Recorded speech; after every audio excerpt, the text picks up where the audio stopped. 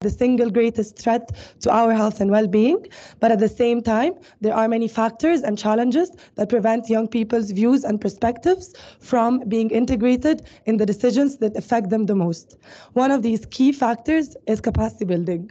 We know that for climate change is very critical, but also the multilateral process of the COP or climate negotiations is very complex.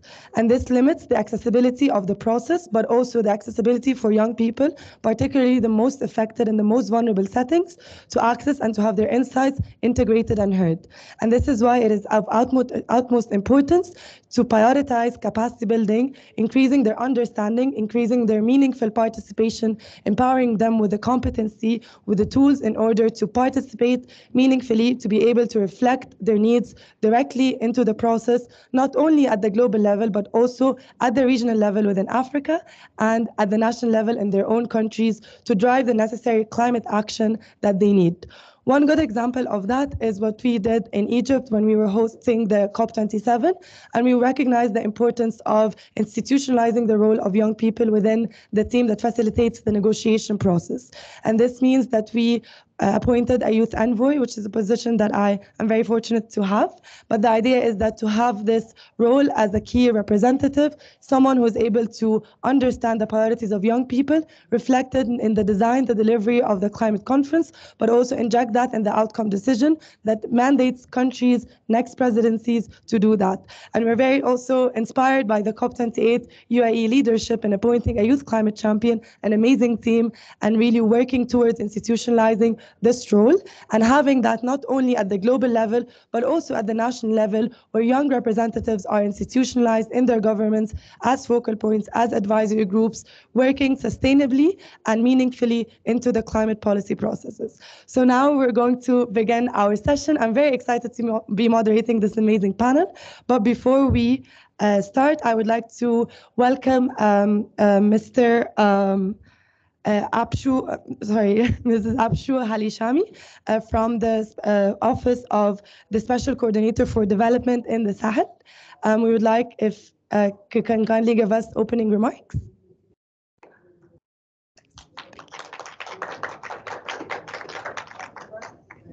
Thank you very much.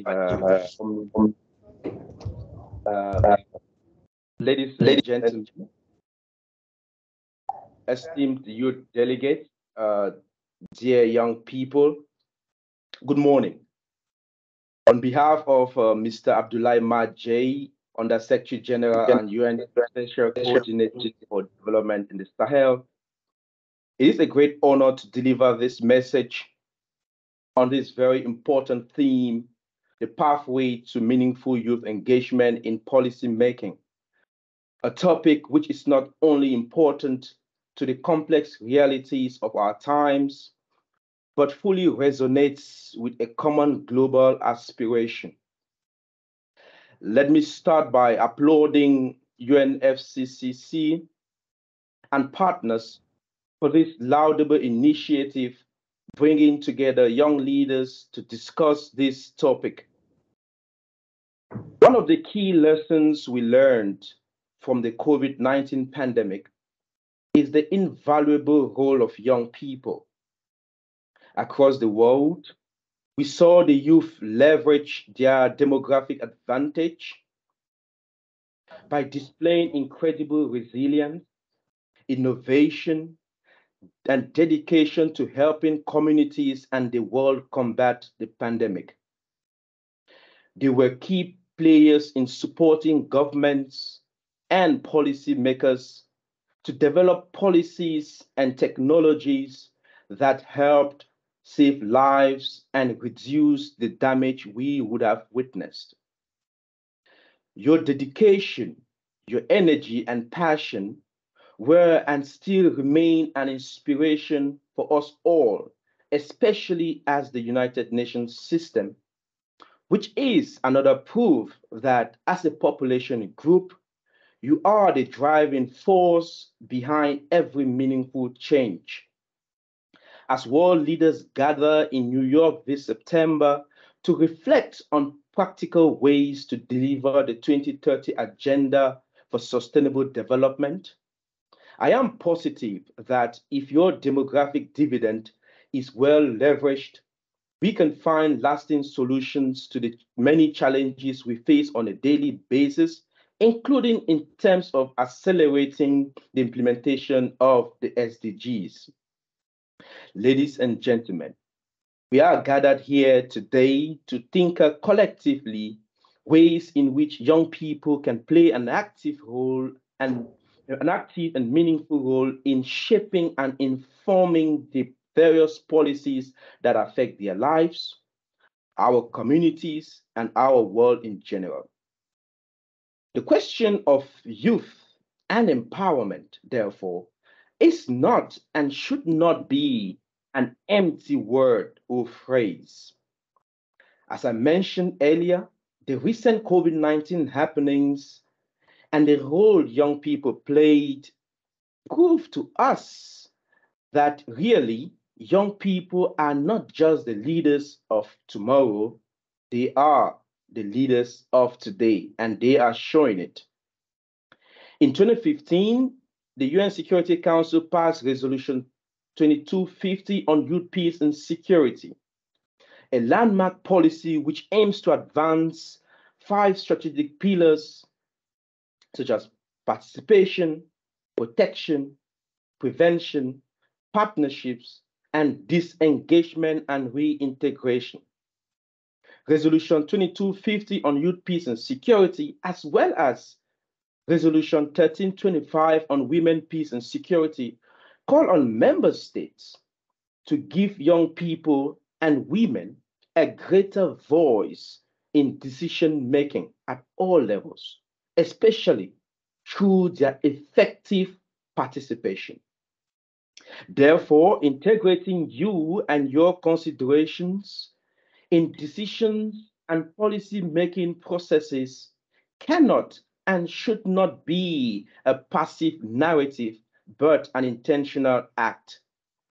I should say that as much as these are all entry points, they remain inflection points.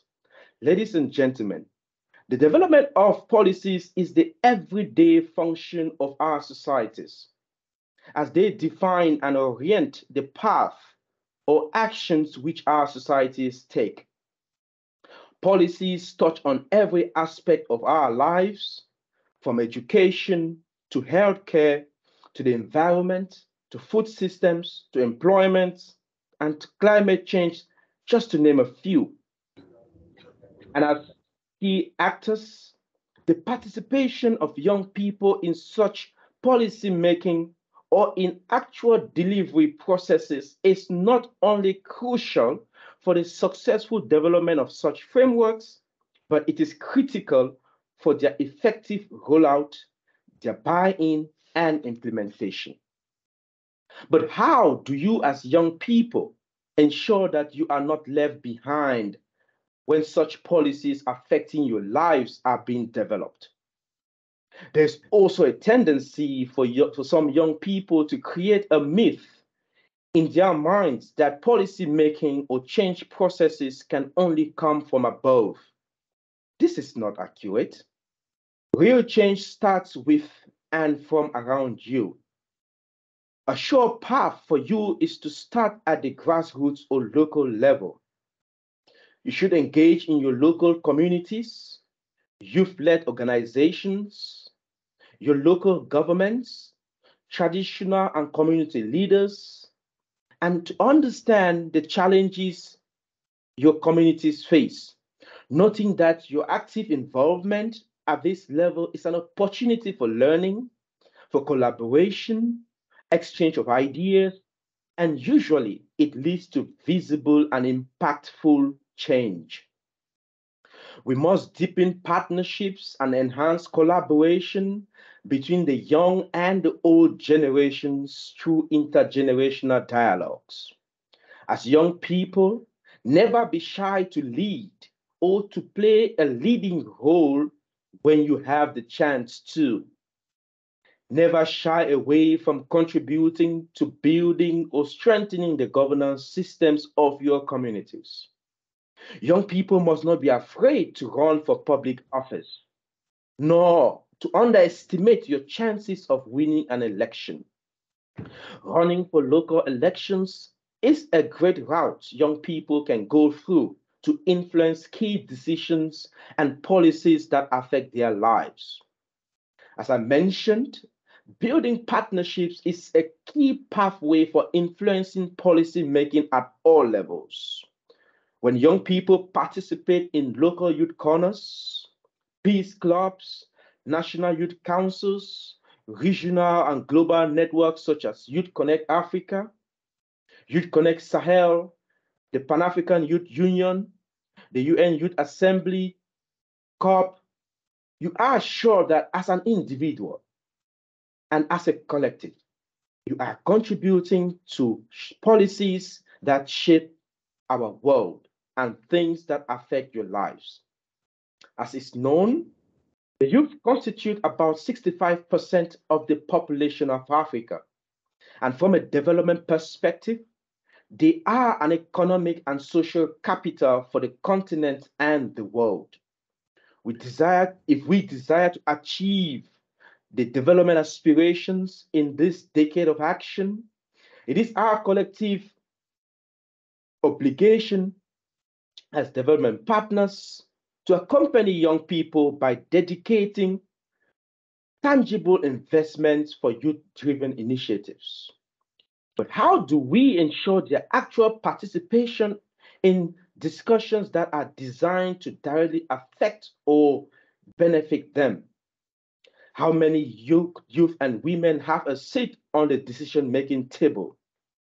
Are they truly represented in the climate policy and investment discourse? These questions are germane to shaping the discussions we seek to have this morning. Ladies and gentlemen, dear young people, the path towards meaningful youth engagement in policy making is not without its challenges. It is not a walk in the park, but a journey that comes with its own challenges. Nonetheless, these obstacles are not insurmountable. The solutions offered and applied by young people during COVID-19 showed that a determined youth is truly an inspiration and a solution to a generation. You have the power to shape your future and our world and to get us out of the current climate crisis. As UN Secretary General Mr. Antonio Guterres said, young people are on the front lines of the struggle to build a better future for all. The COVID-19 pandemic has highlighted the dire need for the kind of transformational change they need, and young people must be full partners in that effort. As young people, you are architects of change, and your voices are the driving force for a better tomorrow. Ladies and gentlemen, dear young people, let us continue to empower them and to work together to provide a soft passage for young people when creating policies that reflect our common aspirations, our dreams, our vision for a brighter, stable, and a more equitable future. I thank you.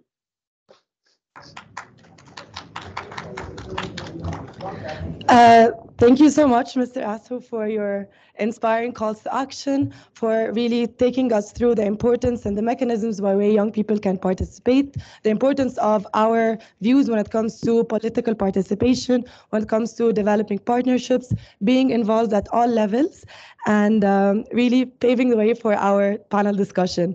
But I would like to invite both Elizabeth and Karishma to present to us the capacity building report. We cannot talk about capacity building without really shedding the light on the amazing work that Tiango does. So would you like to take the floor? Thank you.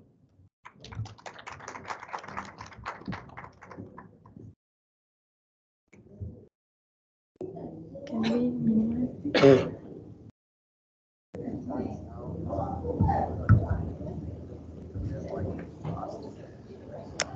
So I'm too short. So good morning, everyone. Morning, are you here? Yes. So maybe we'll take one or two best examples of capacity building, like the most fun and the most enriching one that you've had. If you can name that capacity building program, who wants to go? No one has the best capacity building experience? No? Shami, yes. Yeah, you can go ahead. IYCDP. Shami?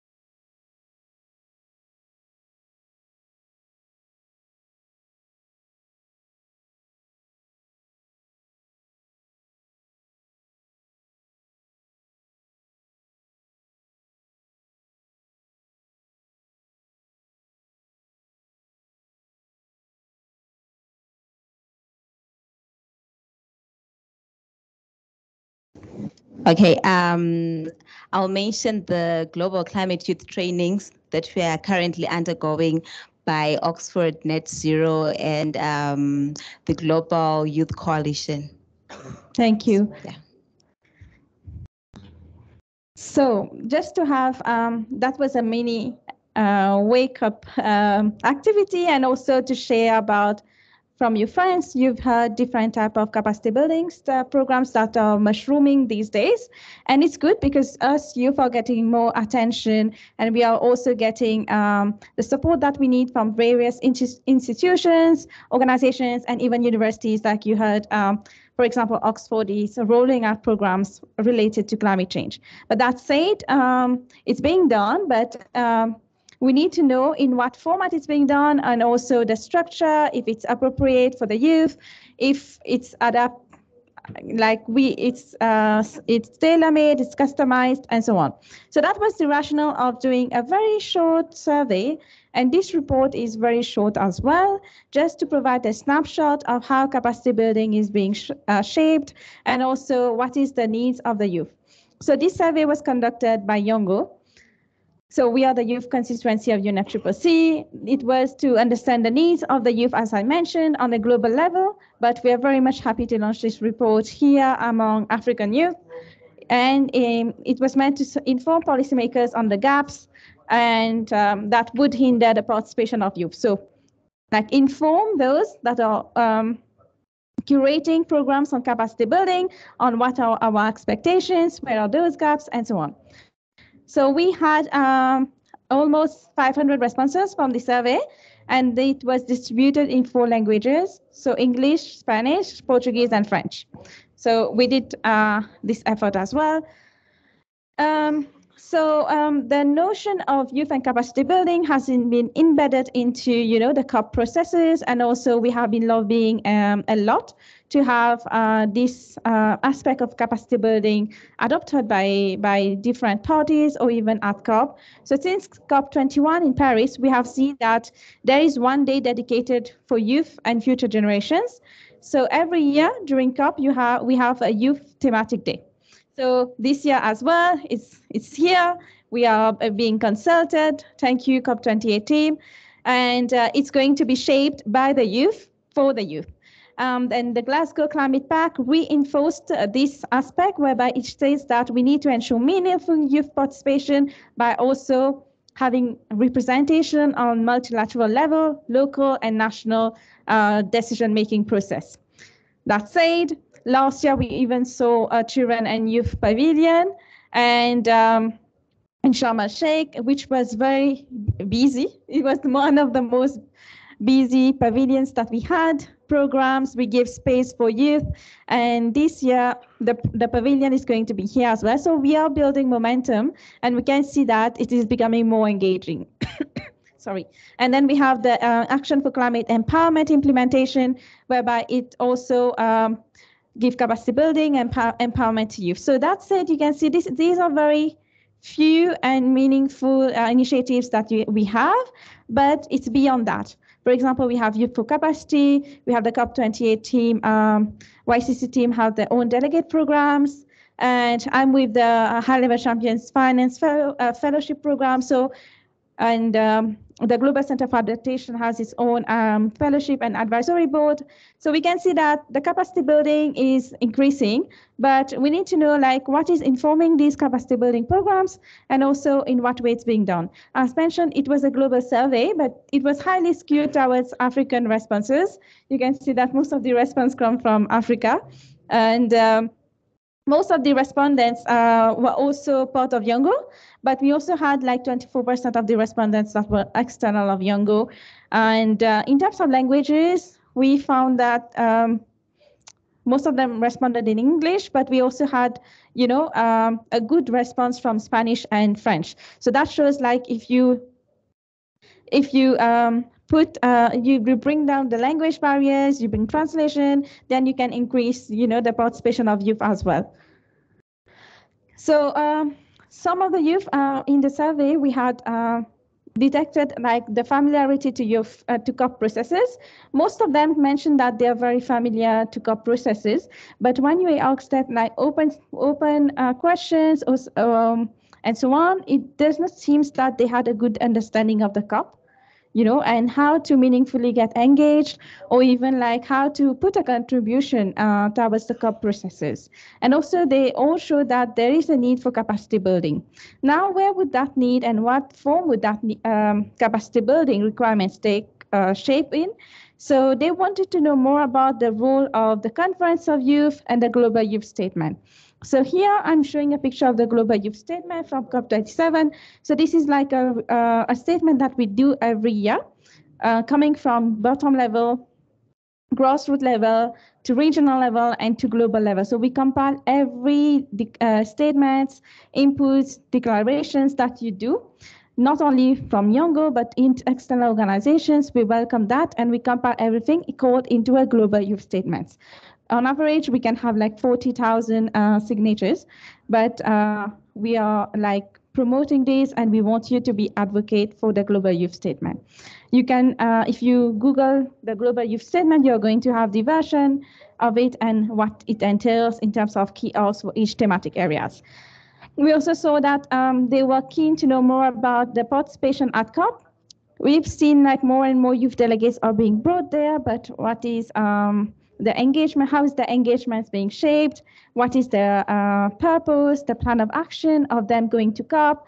And after leaving COP, how can they engage into the community? This is like what they need to know, not just take them to COP, but beyond. And also they want to have guidance on how to negotiate on ground or how to advocate within their community. So we are seeing that the youth are doing climate action. Yes, but in terms of policymaking and advocacy, this is where there is a big gap. And we can also see that when we look at the type of thematic areas that they want to cover, it's mostly in terms of mitigation or adaptation, because this is like the best, like the most common words you would hear, right? Adaptation, mitigation, loss and damage. So even the youth would relate to that. But when it comes to like specific topics, let's say like a treaty or a land tenure, legal aspect of climate change, or even human rights, or reducing inequality or equity, the youth does not relate that much to these topics because these are not much in the buzz. So this is also where the gap is, like specificity and also specialization, or like we need the youth to be empowered in every thematic areas the same way, because we need to empower those, we need more advocates. And also it's not just restricted to the big themes, adaptation, mitigation, loss and damage, but we also need to decentralize and trickle down these capacity building programs. So what we are calling for is, obviously, this is the first study that we did. We are calling for more studies to map the capacity building efforts, not only by global level, but also regional level, so that, and by different organizations, because I'm saying that we have a lot of capacity building programs now, and it would be good to see like who's doing what and where is this gap. We do not want to duplicate efforts and so on. And we also need capacity building to deep dive into regional context so as to better package the actions. For example, I've heard a lot that in African region, you also face land tenure issues with respect to the agriculture or even deforestation that is happening. So you need to know more about, a regional context. And also you need financial support for the youth to be able to conduct the research and capacity building needs. And also upcoming initiatives that should not only work in silos, but rather explore synergies. So different programs that are upcoming on youth empowerment, youth actions. Please do not work in silos, do not duplicate efforts. And one thing I would say is also to see who is in the program, what type of profiles do you have, and to ensure a balance. So that said, this is our short report. We have a long way to go, but this was to set the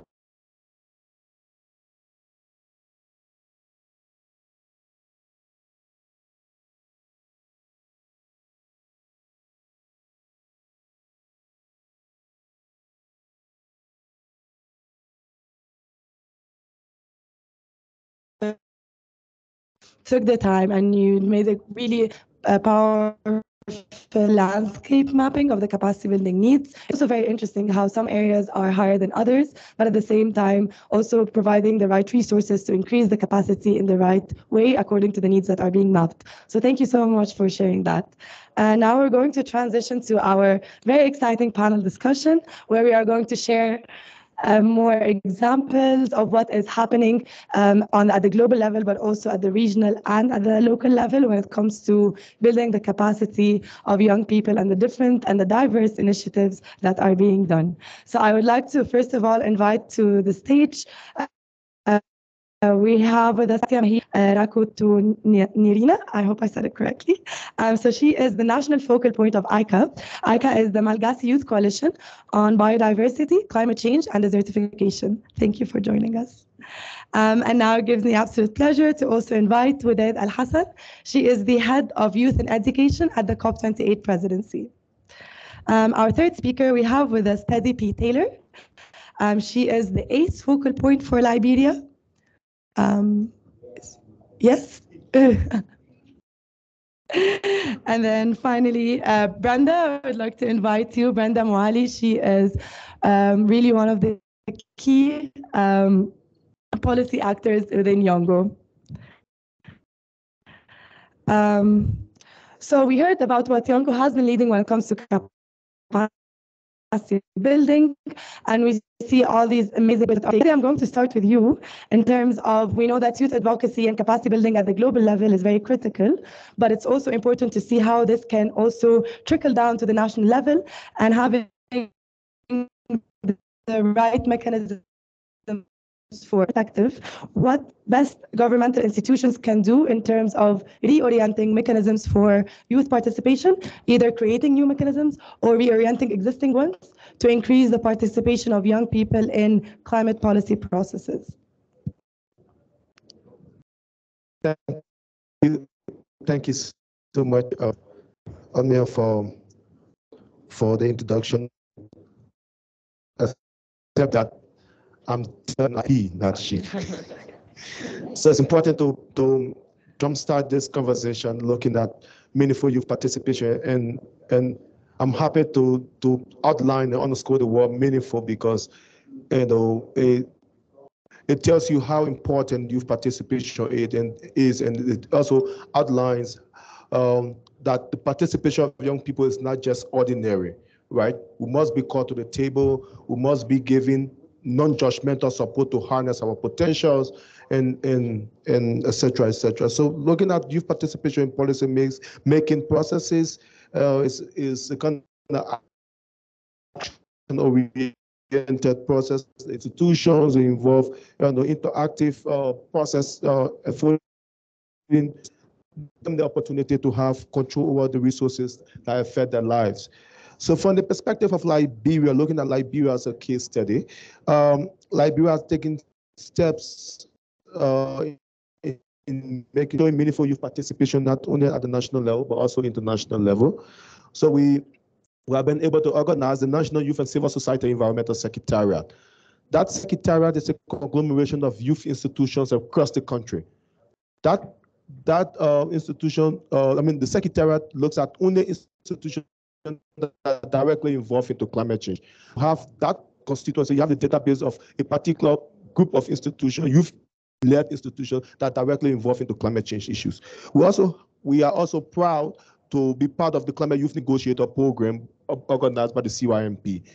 That is an opportunity to harness the potential of young people, build their capacity, and make sure that they can be meaningfully engaged and be part of decision-making processes at the international level. So we have the first cohort will have 3 Liberians, and second cohort will have an additional set of Liberians, and we'll also roll it out to have other trainings at the national level.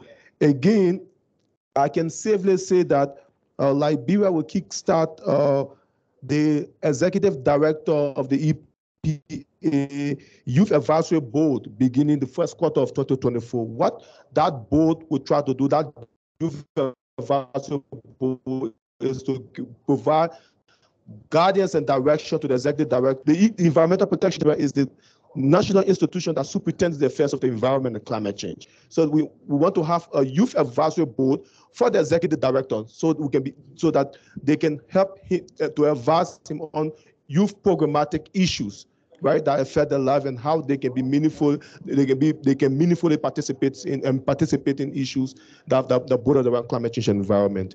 And so at the moment, the term of reference for that board is currently being developed, and that will kickstart in the first quarter of 2024. Again, Liberia has appointed a national youth and climate change coordinator in fulfillment of the just adopted its action plan C2 under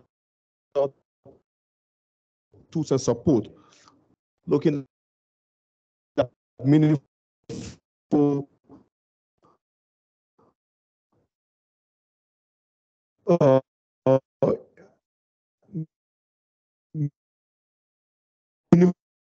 including youth and engaging them with climate action at all levels. So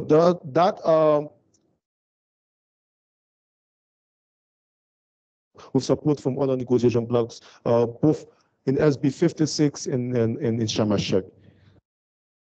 Interestingly, it's good to know that Lisa is here. Liberia will be developing her national climate change learning strategy with support from UNITA. So at the moment, we start with the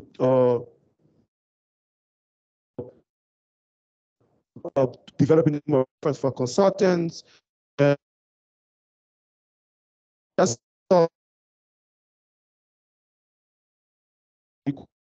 have the director of UNITA visiting Liberia to look at all of that. So at the time, we'll be able to have the concentration strategy. So been done, but from my perspective,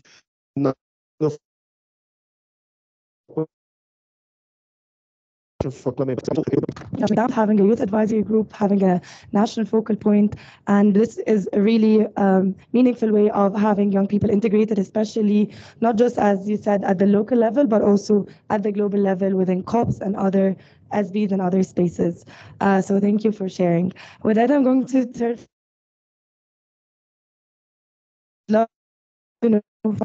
how can young people be better supported in terms of acquiring the necessary resources and opportunities to engage in climate policy making now, as we in the lead up to COP, but also in the longer term? Thank you. So I think it's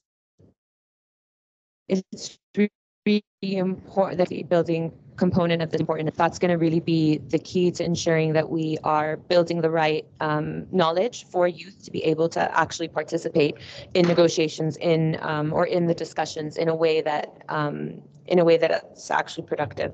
And so for us, from the COP presidency side, at least what we've tried to do is working very closely with Youngo on a program we call the International Youth Delegates Program. And this is to support building capacity of youth for them to understand what the process is like, and to also get the opportunity to travel to different regional climate weeks. We have some of those delegates here today with us that are based in Africa to actually understand what's going on, get an experience of what the conversations are, and to also take those learnings that they have in the capacity building program that we've developed with Youngo and with UNFCCC and with Harvard, and apply that knowledge to the actual space. So I think that's really important. So this program has 100 delegates, 72 of which have never attended a COP before, which I think is very significant. All of these delegates come from climate vulnerable countries. Majority of them come from SIDS, LDCs. So we did want to focus on bringing the youth that are actually at the forefront, impact these disasters. Sorry, I'm hearing someone else. So just wanted to check. I thought someone was speaking. So to make sure that the youth that we are bringing are the ones that are on the ground, that are doing the work, and that we're building their capacity to be able to do more. We are also, so Africa Climate Summit was one of those milestones. We are also bringing youth to the General Assembly, to MENA Climate Week and other climate weeks as well, to kind of understand the process. And of course, all of those 100 youth will be available or will be at COP themselves, and we'll have very tailored capacity building, not just for those youth that are part of this program, but across the board for youth that come to COP. What we're thinking of in terms of the Youth Day, we intentionally called it a Children, Youth, Skills, and Education Day. And the reason for that is we wanted to make sure that across that day, we're focusing really on skills training, on capacity building, and everything we want to provide on Youth Day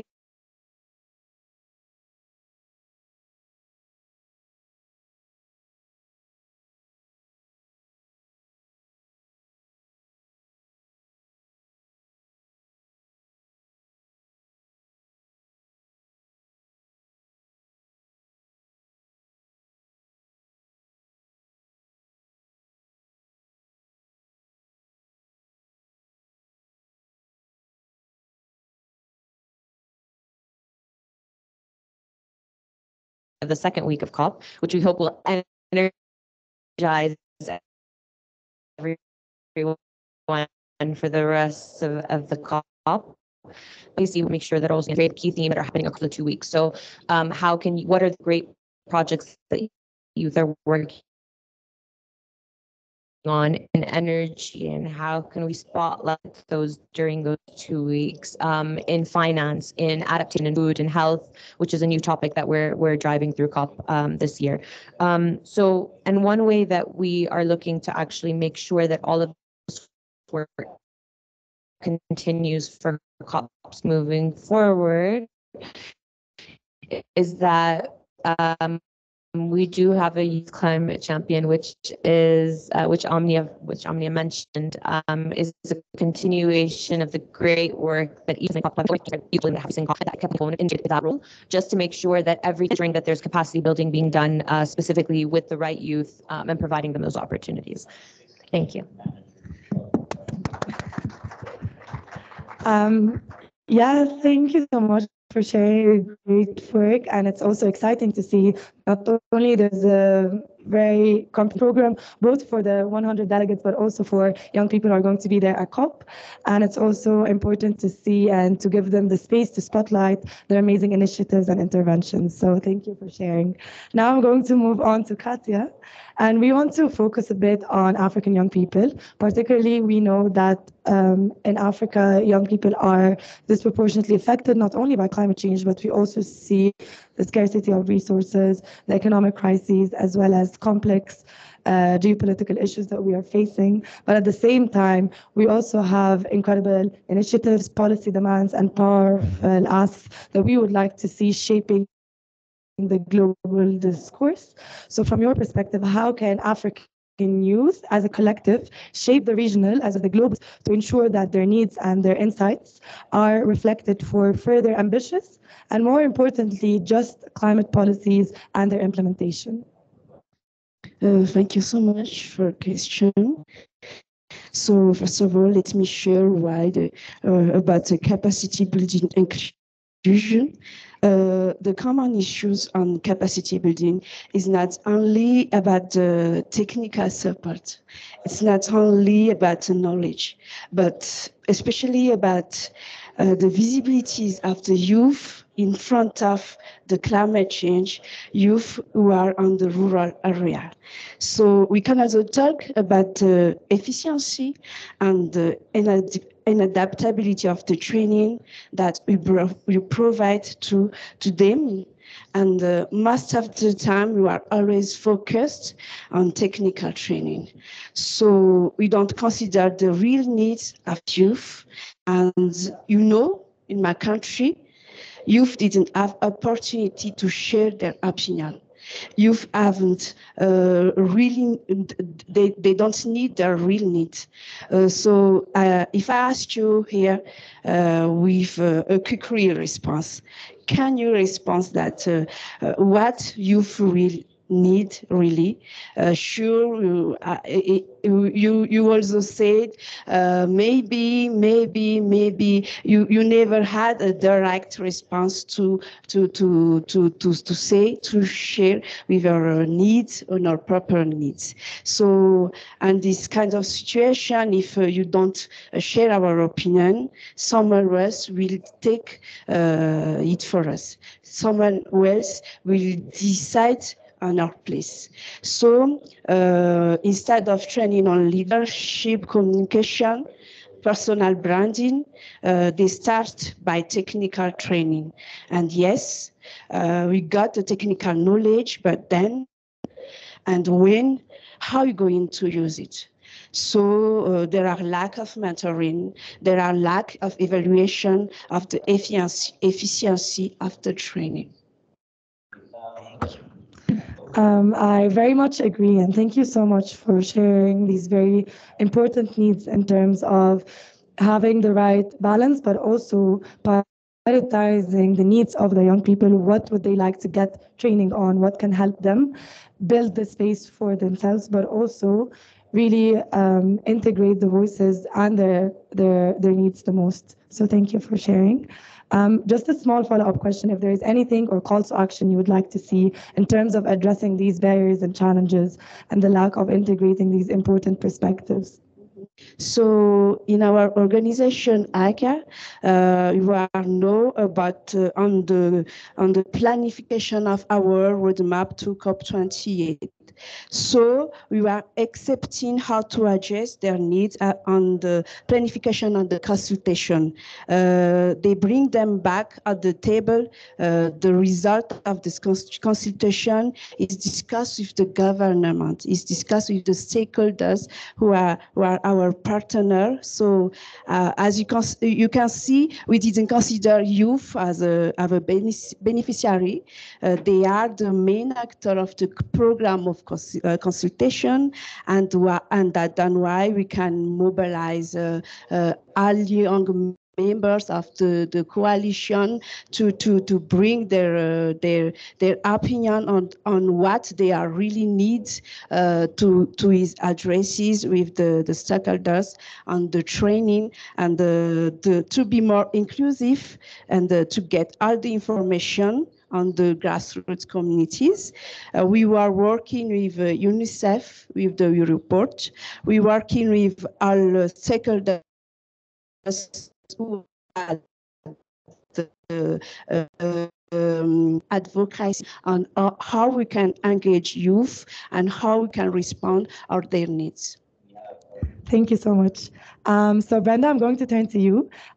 We all know about the amazing work you're doing with Yongo, but also would love to hear from your personal perspective, from your work in general and in Yongo, how you as a young person would like to see meaningful youth participation. How can young people like yourself push for a meaningful mechanism for the integration of youth perspectives into climate policy? All right. So thank you so much, Omnia, for the question.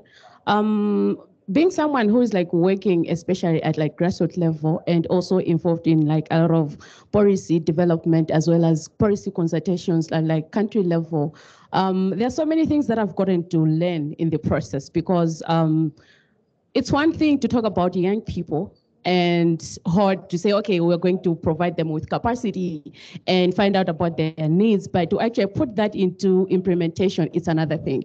And one thing that I've gotten to realize is that most of the times, like our governments are just there to like tick the box, to say, okay, young people were there, young people were consulted, but are we really putting there, like for the processes that are being developed, are they really with and for children and young people? Are we really trying to provide like programs that are really tailored for like young people? I'm going to give a personal example. When our country was developing, reviewing NDCs, I was among one of like the 6 young people, like 6 for like the whole country, where I was just like, we're just called by someone like on call, and they were like, okay, I'm a consultant who is like working on like the review of like the NDC, and would like to have like a Zoom call with you. I'm like, okay. And then we had like the Zoom call and 5 days later, the NTCs is released. And you're wondering, okay, is like the consultation really because they really wanted us to be there, or because they remember to say, okay, I think we've forgotten another section of people, and let's just do that for the sake of like ticking the box. And another good example would be like, as we are right now here, there was like ICA last week, and then young people came up with like different on like declaration, right, on demands. But then yesterday's declaration for like Nairobi declaration, nothing on youth or children has been put in place. And you're wondering to say, if they're saying we are creating the future, whose future are they really creating for? So those are things that you would tend to wonder to say, okay, the policies that are being put in place. And then at the same time also for like those that are like in rural communities, the technicalities of the policies, are they really for with and for them, or just putting in place things or frameworks that are just there to like tick the box to say, okay, we created these things? Because even the understanding or like the technicalities, they don't even understand. How many people are going to be able to like understand the policies that are being put in place? So for me, it's like, okay, I think it's high time that if we are going to put youth programs and youth policies, let them be included in the process. Let them really be for like for with and for young people, and not just doing that for like ticking the box. So that's what that's my submission on that.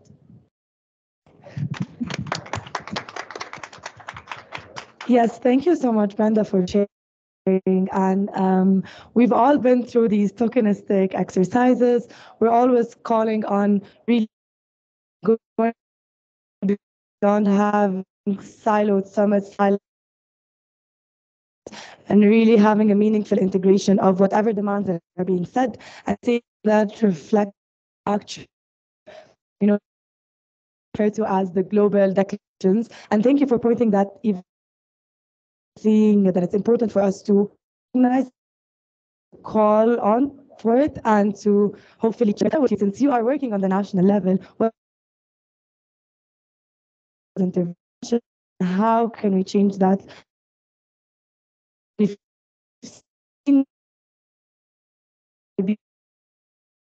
Actually do.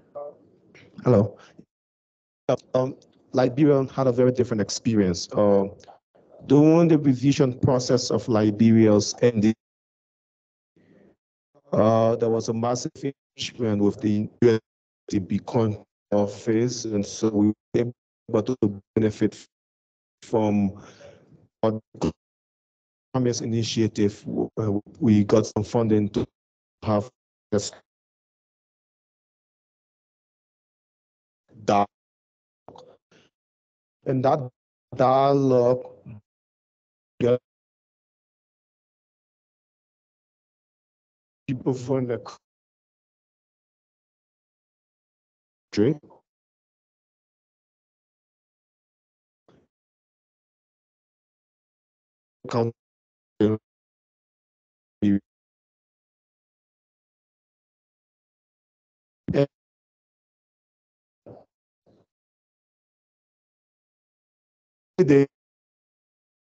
Of the development of Liberia's AIDS strategy.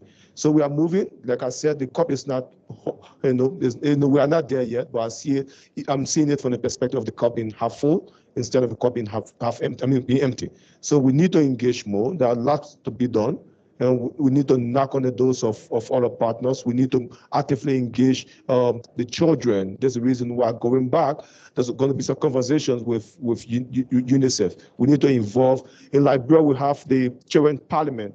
So we need to involve that segment of the population to have them actively involved and then come up with that, what we refer to as a child-friendly climate policy that was perfectly done in places like Zimbabwe, where we funded for UNICEF. So that was a very creative and innovative approach, right? So we want to mimic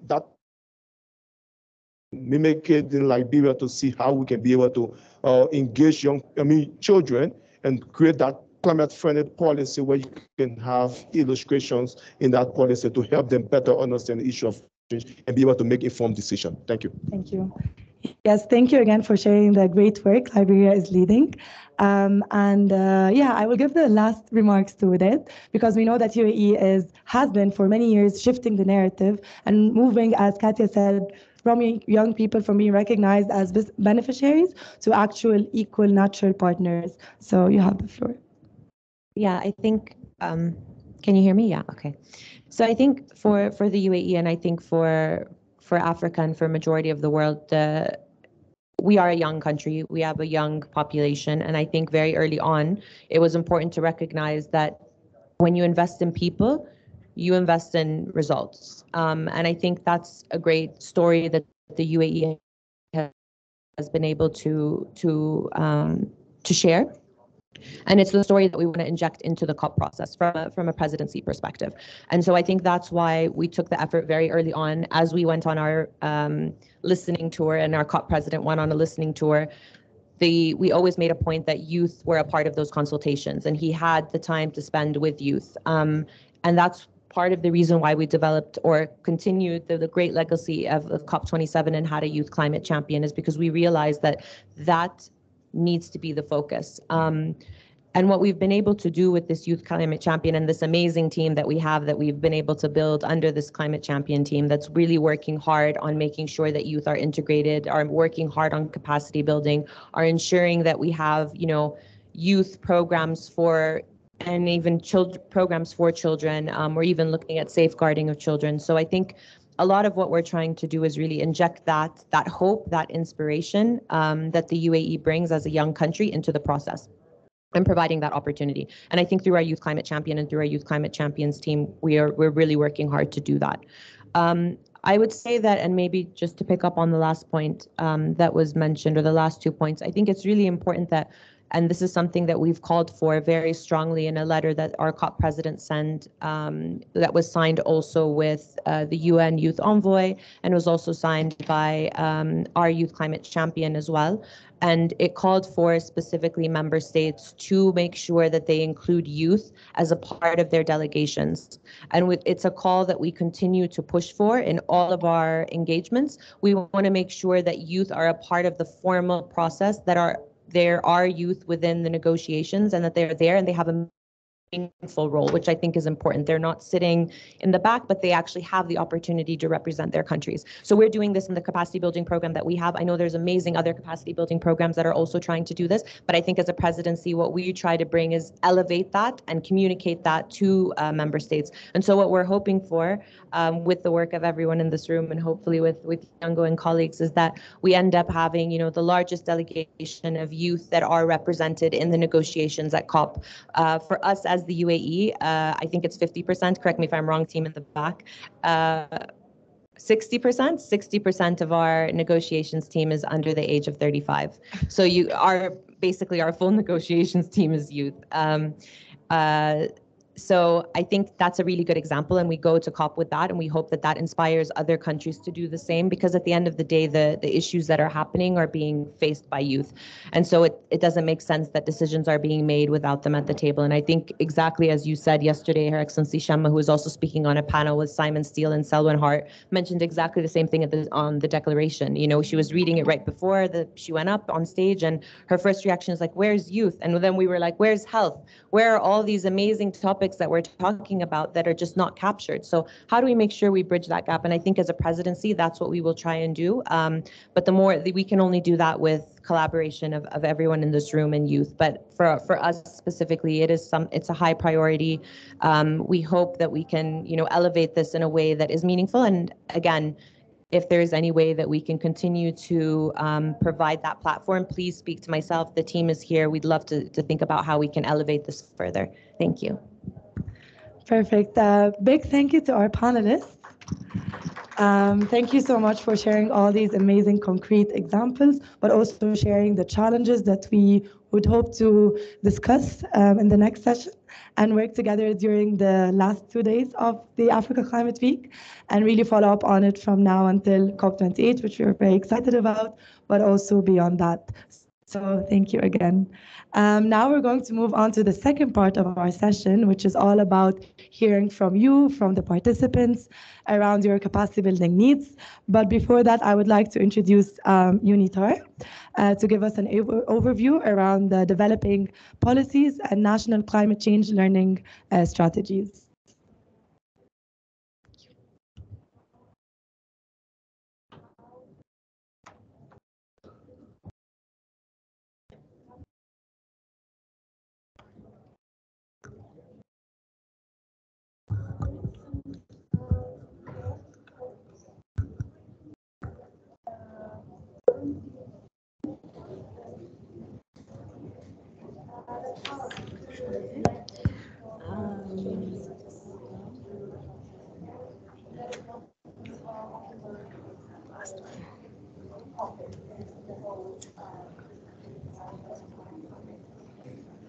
Talks time to change.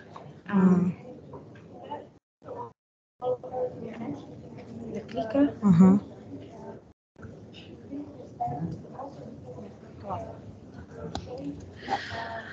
Okay, good morning, everybody. I hope you're all doing well. My name is Lisa Minor. I work with UNITAR. It's great to see such a fantastic turnout today. So we're just moving on to the next session. Thanks to Omnia for a great moderation in the first part. So we're going to move on to the second part of this session, which is looking at an overview of what national climate change learning strategies are all about. I think you've heard a few of our panelists speak about countries that are looking to develop their learning strategies. So we'll just go over that and then have a bit of a breakout session in 4 groups where we'll discuss different elements around the strategy process.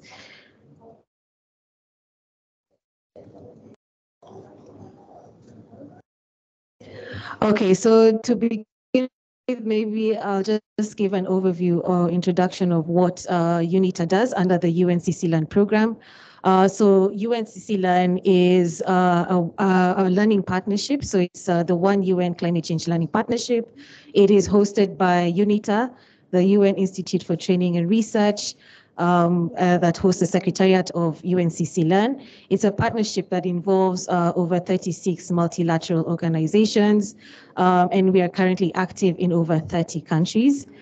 And our mandate or our aim is contributing to the implementation of Article 6 of the UNFCCC and Article 12 of the Paris Agreement, which focuses on action for climate empowerment. Now, as UNCC Learn, we focus on 3 of the 6 elements of ACE, looking at education, training, and public awareness. However, based on a country's needs, some also like to develop full national ACE strategies that focus on all 6 elements, which also include public participation, public access to information, and international cooperation.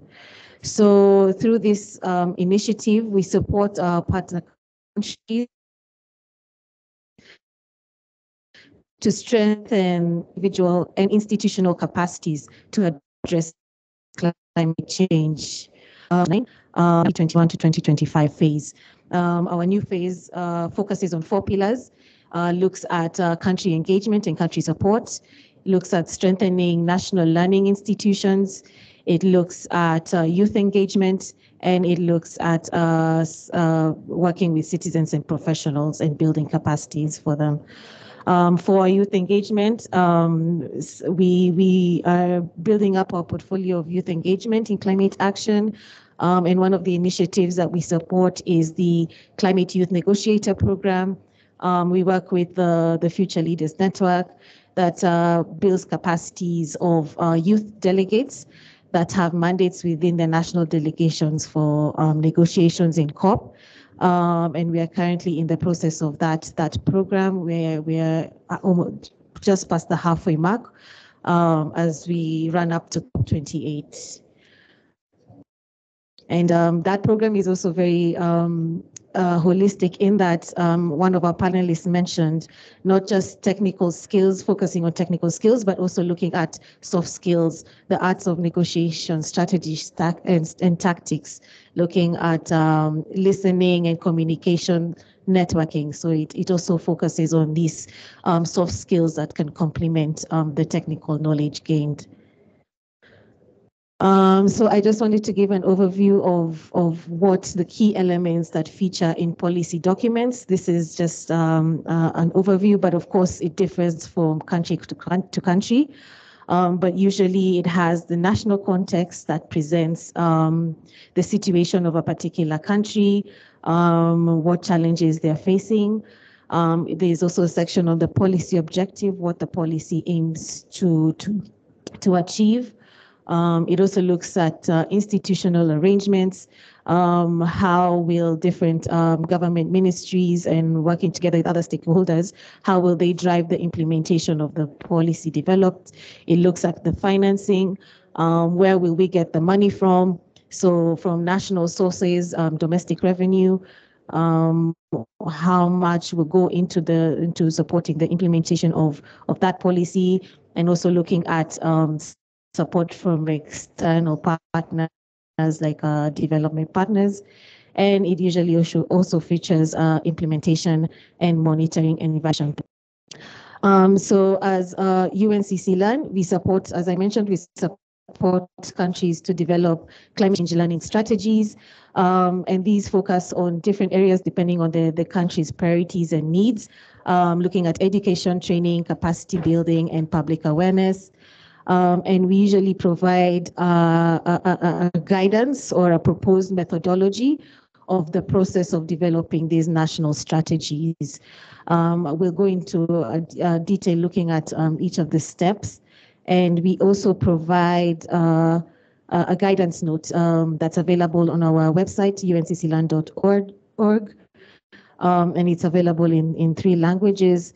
That gives specific guidance on countries that are undertaking this process. As Teddy mentioned, we'll be taking that journey together with Liberia very soon, and we're really excited about it. On a personal note, I joined UNCC Learn a couple of years ago, supporting the Kenya project. And they were also looking to develop their learning strategy on climate change. And I came on board coordinating that. And I think, yes, I am. Well, depending on what category of youth you use, I think I still fall under the youth category. I have some years there. So it was a really insightful process to be engaged in. And it really gave a lot of insight into what goes on and how different constituencies can be engaged, including the youth. So for the strategy development process, we propose a methodology that usually starts with stakeholder analysis. That's, I don't know if you can clearly see it, but at the top here, there's a stakeholder analysis. So we're to kick off the process, looking at a mapping of the actors and initiatives on the ground that are undertaking climate change learning initiatives. And this will also come to inform actions that are developed later on. So who are the key players? Where does the money come from in existing projects or programs? And then this is all compiled into a background report, and the background report includes also an analysis of the existing policy environment and framework what policies are there that are aligned to developing climate change learning strategies. And another key thing about this process is that it brings on board the ministries of education as key stakeholders that traditionally have not been left out of the climate change discourse, but now that this process brings the Ministry of Education and education actors as well into the process. And then we have a visioning and strategic planning process where we propose countries to undertake national workshops. So this brings together all stakeholders interested and involved in this process to come up with their vision for their strategy and identify strategic priorities. So for Kenya, we selected 5 strategic sectors that were focusing on building capacities, undertaking trainings and raising awareness. But we also had cross-cutting elements that include youth engagement, gender equality, and public awareness as well. So identifying vision and setting strategic priorities, usually it's advisable to select a couple of them and not too many so that it's more focused and more impactful. And this helps to focus strategy development. And here you're able to define the specific outcomes and targets for priority areas, as well as establishing a baseline for which you measure your progress on. And then following that process, once we've identified strategic priorities, we undertake a learning needs assessment. A learning needs assessment identifies priorities for learning within and across sectors. It identifies what are the existing capacities, both at an individual and institutional level, and what are the gaps that need to be addressed within those sectors. It also helps to establish the baseline for which we can measure performance, and it informs the identification of actions to be included within the strategy. So this is also a key process so that we're not just making assumptions, but it's informed actions that we are implementing within the strategy, and it hopes ensures ownership from the key stakeholders who are involved in the process. And once that look at the needs and what are the gaps in terms of learning capacities, institutional and we have another solution through a workshop where we define a learning action plan. And these, of course, are involved from the capacity process, assessment process that we undertook earlier, and then ensuring that the action plan is smart, so it's specific, it's measurable, it's realistic, it's time bound, and all that. And then ensuring that these actions they actually focus on actual learning activities that aim to strengthen learning institutions and systems. And then, of course, defining what are the main activities and organizations and partners that would be involved to achieve the actions defined. So this is an example, but I won't go into it because of time. And then lastly, we also go to defining an implementation and monitoring and evaluation plan for that strategy. So defining what are the coordination mechanisms that will enable the implementation of the strategy. Fundraising, what will that look like? What partners would be approached? And what would be the resource mobilization strategy for that? And it look at responsibilities for implementation and M&E, but also communication and outreach to ensure that there's awareness raised, that people are aware that this strategy exists, and that in the evaluation as well, that evaluation is results-based, and that their outputs, outcomes, and the impacts are measurable. So I'll just show some examples from the region. In Africa, a couple of strategies that we've helped to develop. So in Ethiopia, they have their climate change education strategy that focuses solely on education and integrating climate change into their curricula. We have the learning strategy of Zambia as well. We have for Benin, Kenya, Ghana, and among many others. So these are just examples of learning strategies that we've helped to support partner countries in developing.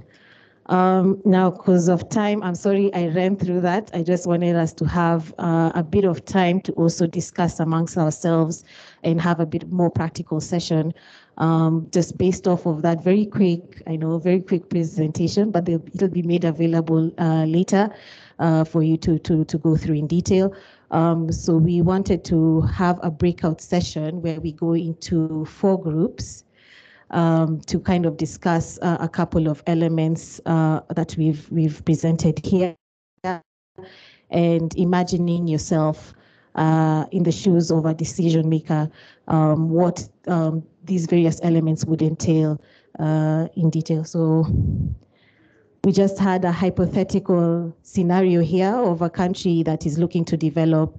It's been facing, of course, the harsh impacts of climate change. With agriculture as its main economic activity, but due to the impacts of climate change, it has been negatively impacted, and the impacts of that has been far and wide. And so, in response to this, one of the measures the government has taken was to mandate the Ministry of Environment to develop a strategy to address this issue. And increase capacities and awareness around climate change, how adaptation can be undertaken, and how communities can be made resilient around the country. So we wanted to put this hypothetical scenario to you just for the group discussion. We wanted to go into 4 groups. I think we'll just do, so we can have group 1 and 2 here, and then 3 and 4 here, and then just divide ourselves halfway across each of the sides. And we have identifying the vision and setting strategic priorities and objectives. Group 3 here would look at learning needs assessment and looking at existing capacities and gaps in that country. And then group 4 would look at defining or developing an implementation and M&E plan. So we have some guiding questions that you could use to discuss in your groups. So what do you think would be the main elements to be included or considered in each of these steps in the strategy development process? Who and what do you think needs to be involved? And what challenges do you think you'll encounter within each of these processes? Based on this hypothetical scenario, just to gain a bit of familiarity in the process. So we'll have about 15 minutes, just very quick discussions. If we can just huddle together, we don't have tables, we just huddle together. So in circles, so group 1, 2, 3, and then each group can volunteer a rapporteur who will take note and then give a quick report back of what's been discussed. So I hope that's clear. Are there any questions?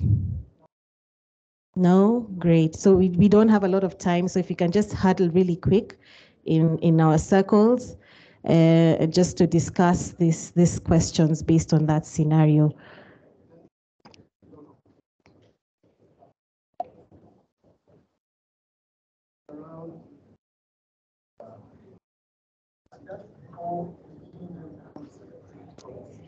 There's a lot of requirements around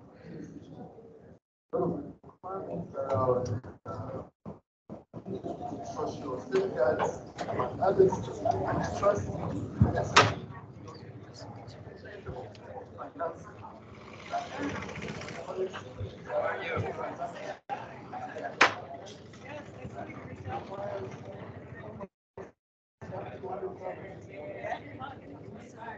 We're taking the time to leave. People are doing well. People are leaving. I didn't know.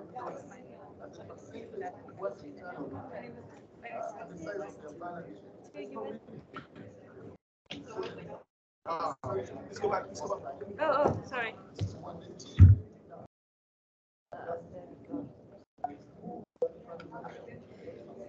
And in case you need any clarification, Teddy and I will be here for any questions the groups may have.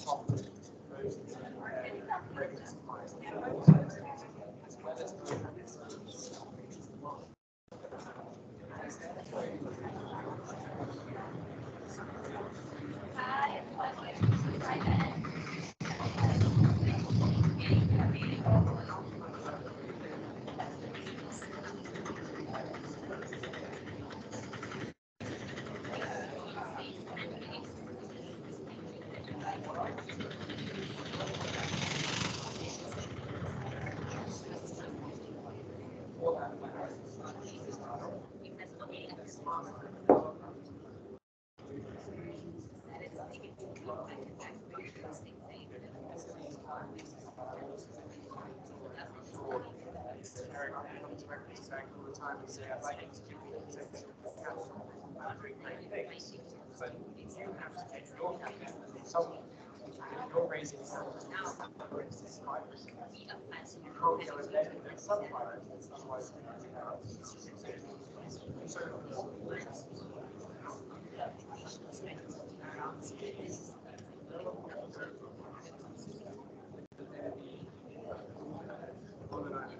conversations about this and using some of the lots of money as an example to use that to not only bring that access to finance to start off with, but try and blend it to reduce that cost of financing. Now, there's a lot of ways we can do this. Also, guarantees like crucial bringing in sources of money from somewhere like the World Bank or so much cheaper than sitting in donor funds and obviously effectively zero. That way. So one of the other things that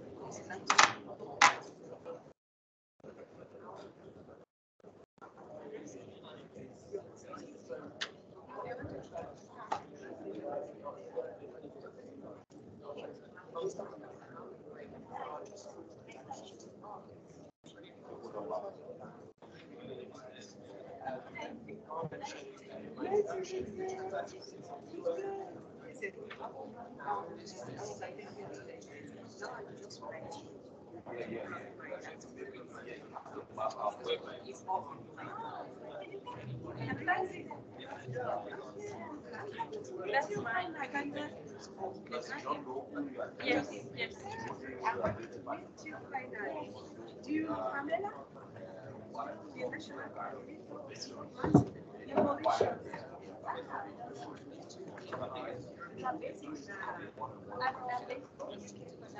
You're busy. Yeah.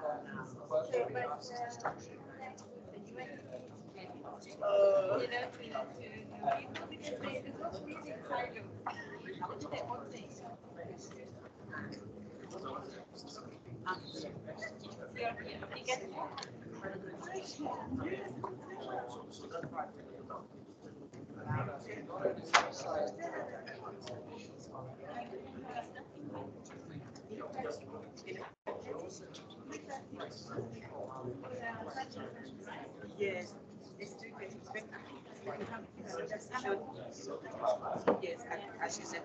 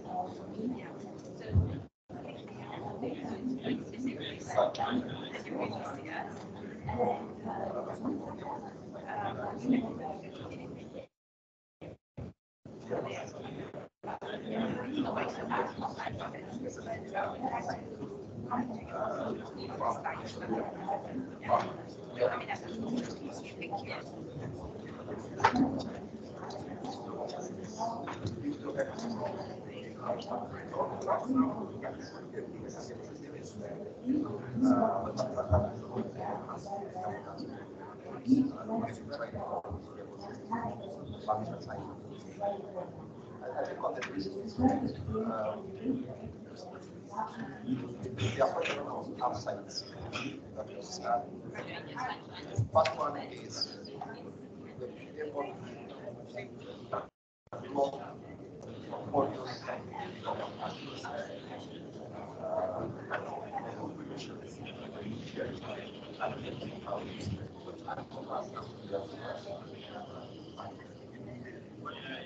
have used that delivery platform because when you look at this portfolio that you not have touched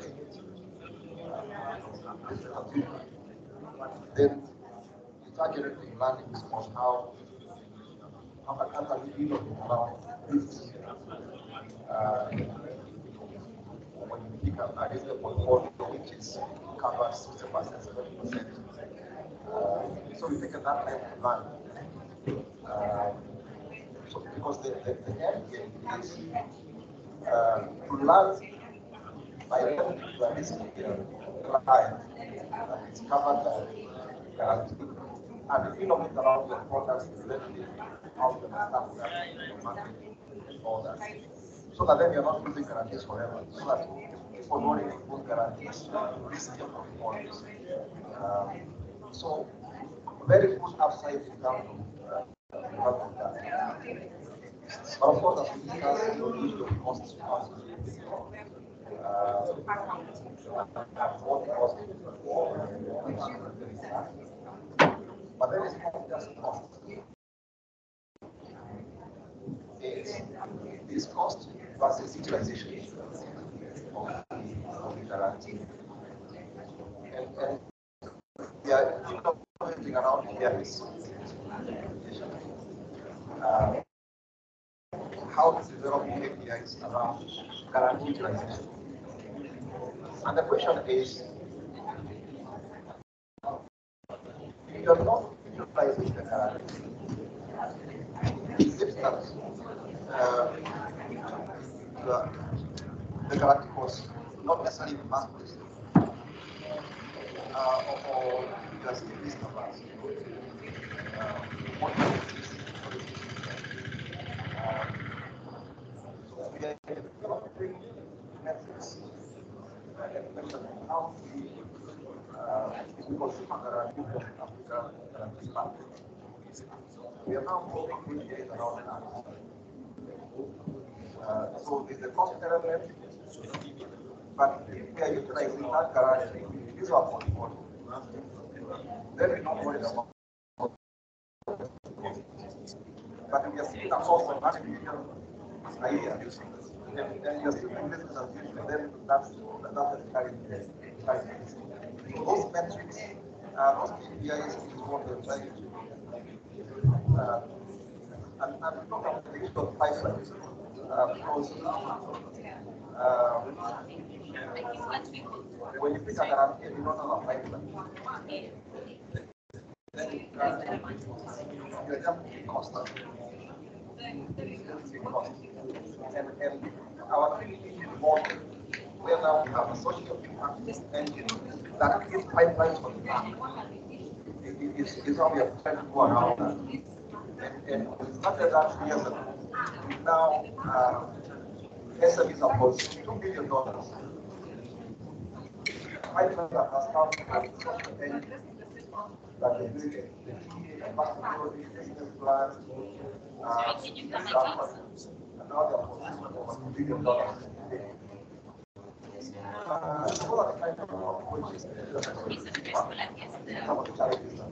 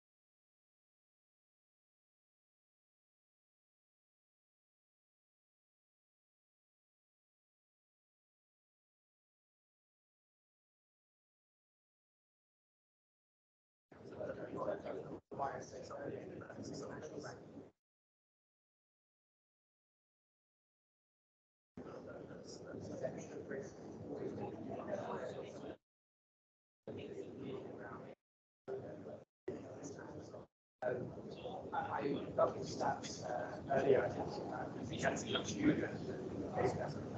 around Moody's research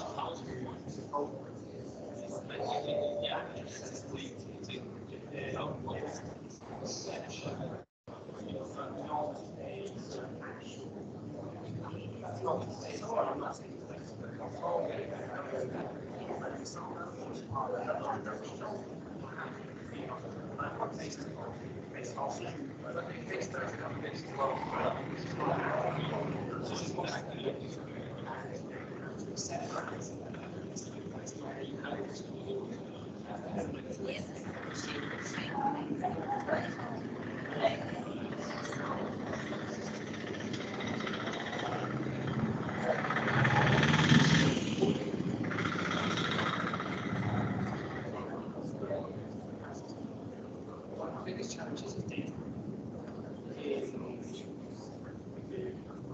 European markets, in the US,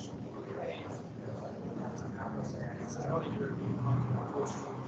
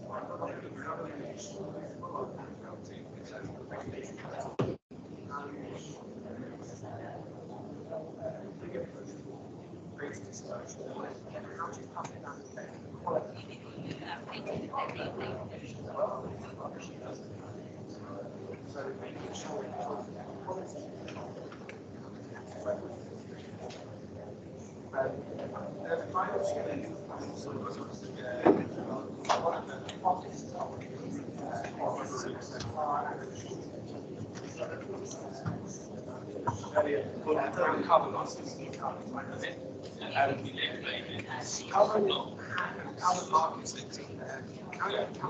are still alert. Everybody is going to try to solve this is the problem with carbon credits. Carbon credits is a great ones. Solving things and not going to solve them.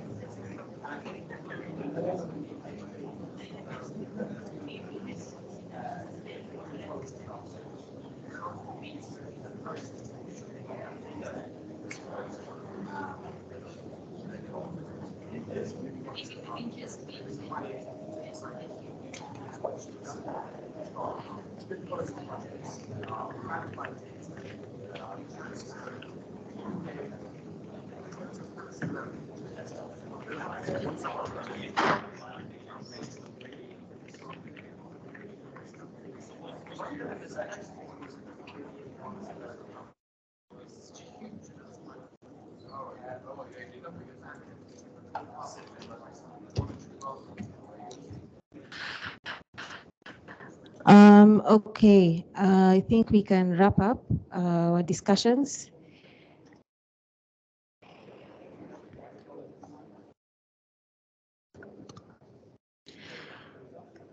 So is there a group that's ready to go? 1 minute. 1 minute. Okay, 1 minute.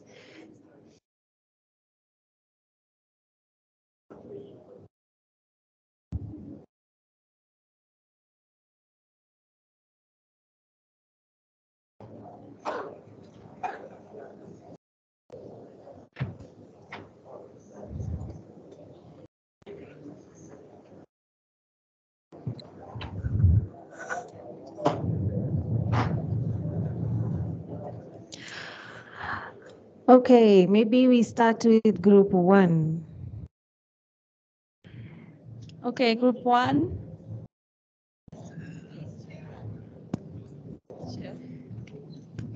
And please introduce yourself to everyone.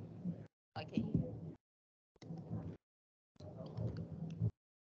Am I supposed to come up front? You can. Okay. Good morning, everyone. Good morning, everyone. Okay, my name is Christabel Clotuda Miribidi, and I'm from Zimbabwe. I'm part of the COP28 UAE Youth Climate Champion under the International Youth Climate Delegate Program. So I'm one of the 100 selected, and I'm also an IACT trainer under the International Renewable Energy Agency. I'm also a volunteer with the Zimbabwe Environmental Law Association. So I'm going to be presenting our feedback for fantastic group 1. A round of applause. Okay, so our question was focused on stakeholder analysis and background report. And we had 3 questions on what we think are the main elements to be included or considered, who and what needs to be involved, and what are the challenges that we may encounter. So the stakeholders that we have identified include the agriculture sector, the Ministry of Environment and Forestry, which is going to be spearheading the whole initiative, civil society organizations, the Department of Research and Academia, because they are equally important as they are the ones that are responsible for ensuring that they include this within the education curricula. Then we identified a marginalized group. We identified youth and children, because children and youth are not passive recipients, but rather the agents of change. We also identified women because they also play a critical role, as they are also the ones who are also largely affected by the climate crisis. Then we also identified the water sector, as well as and local leaders, because more often than not, when we do not engage them, they end up becoming resilient to the initiatives that we might want to adopt at the end of the day. So the challenges that we identified include resistance from the local community, limited funding, because limited funding, limited technology, data deficiency, language barrier, because we discussed and realized that the climate jargon is a bit complex and it's not easy to understand in a layman's language. So that can be one of the barriers that might be there. And then issues of accessibility, like some of the areas could be quite distant in regards to accumulating the information that's needed. So accessibility could be another area, another area as a challenge. And then the solutions that we identified embracing indigenous knowledge system, along with the scientific information and scientific know-how that we're going to be working with. And then we identified the importance of an inclusive approach, like we need to engage people with disabilities, we need to have children on board, we need to ensure that everyone is part of the equation, the women, the young people, including the elderly. And then we also spoke about simplification of the climate jargon. So as we are going to be doing our capacity buildings, as we're going to be ensuring that we train people on issues to do with the climate, we identified the point of simplification of the climate jargon, as it is important in ensuring that everyone is on board, because they understand when people are informed, they are better positioned to contribute. Then we also discussed on funding, ensuring that there's funding for the green initiatives, as well as to ensure that we give context-based solutions to the issues. Thank you. Thank you, Group 1. We'll move to Group 2. A recap of your discussion.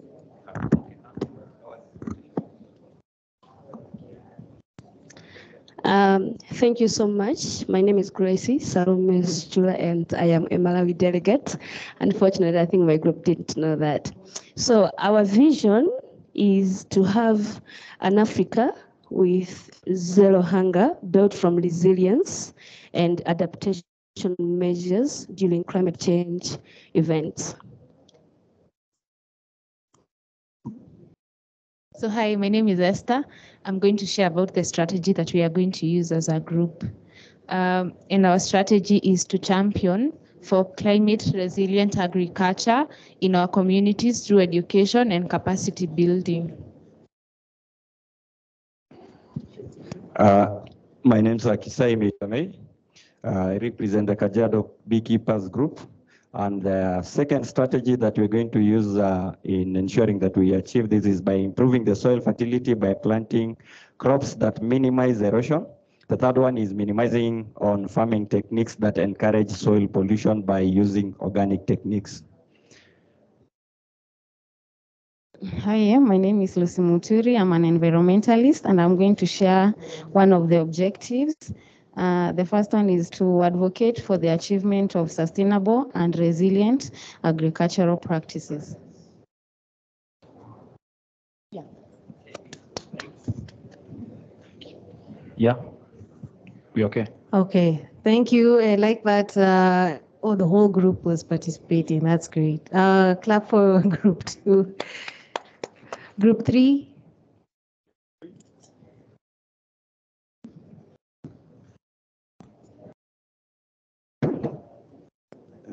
Good morning. As Group 3, we have a number of strategies. Number one is to consultations to understand what the farmers know from past experiences and what they have been doing. And thereafter, to introduce new technologies. You understand about the artificial intelligence and the Internet of Things. It's important to also incorporate them in their farming. Again, we have to access the report, to assessment and report writing, database mapping, capacity training, and to make sure whatever they are doing is within the time frame. A comfortable system for the farmers, which will enhance a positive outcome. Leaders must be educated. There is an information gap even from our national leaders, because some of them are clueless of what is really going on. Somebody mentioned about the climate jargon. Even our leaders are not left behind in wondering what climate change is. So we need to input education to these leaders and farmers as well. And we have to, this is people. The people involved should be the farmers, should be the local leaders, should be the key stakeholders, for example, the UNDP and other organizations. Students in schools must also be incorporated, and institutions. The challenges that we might be facing or we can face while executing the same is the lack of political goodwill. There is no finance, the language barrier, there is lack of opportunities, opposition from stakeholders, and ignorance, and lack of cooperation from the stakeholders. Okay, thank you, Group 3, for that. Lastly, Group 4, just a quick summary. Thank you. Hello, I'm Carol, Yango delegate from Kenya. So I'll be taking you through the elements and the specific indicators. That is project specification. Yes. Okay. Project specification, location, time frame, output, costs, roles and responsibility of the parties that will be implementing the plan, sources of fund, and key performance indicators.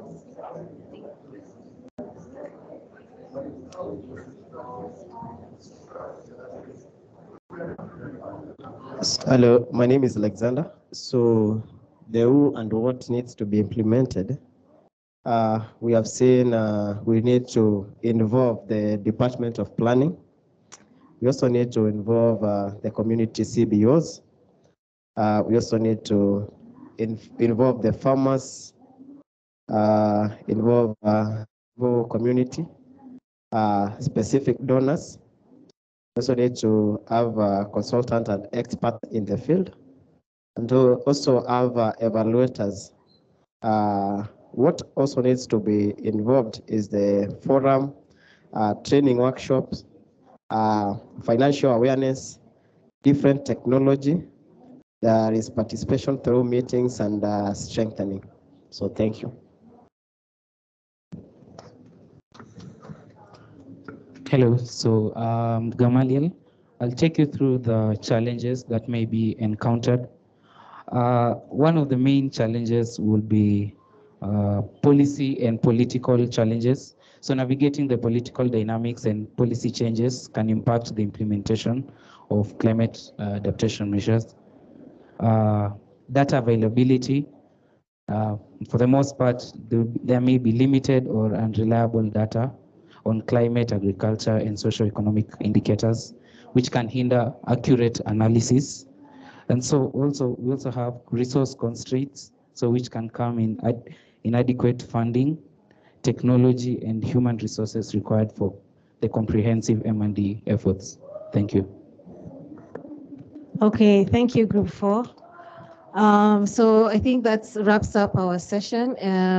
Before we go to our different places, I'd like to invite Alexandra Kilpatrick, I hope I got that right, from the UN Climate Change Secretariat, to give us a closing remarks. But thank you so much for engaging. And if you want to know more, I'm around, so look for me. Bye. Thank you very much. And yes, please talk to our colleagues, take advantage of their presence here. Thank you very much for your active participation. We made you work a bit, but thank you so much. I hope it has been useful for you. As mentioned, and one of our slogans, let's say, in the Youth4Capacity program, which is generously funded by the government of Italy, is that youth are not only recipients of capacity building, but also providers of capacity building. So trying to reinforce the fact that this type of exercise are mutually reinforcing. So you learn from what you are told, but you also contribute to the learning of others.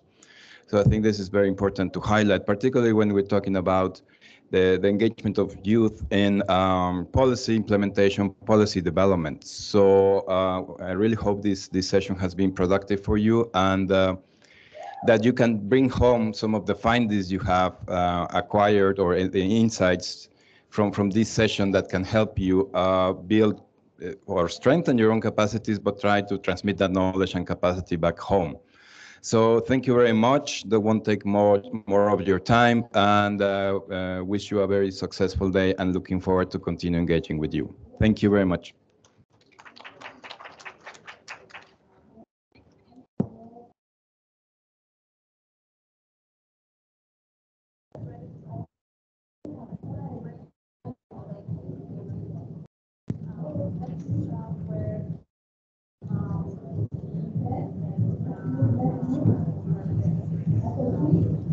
The next session starts at 11:30.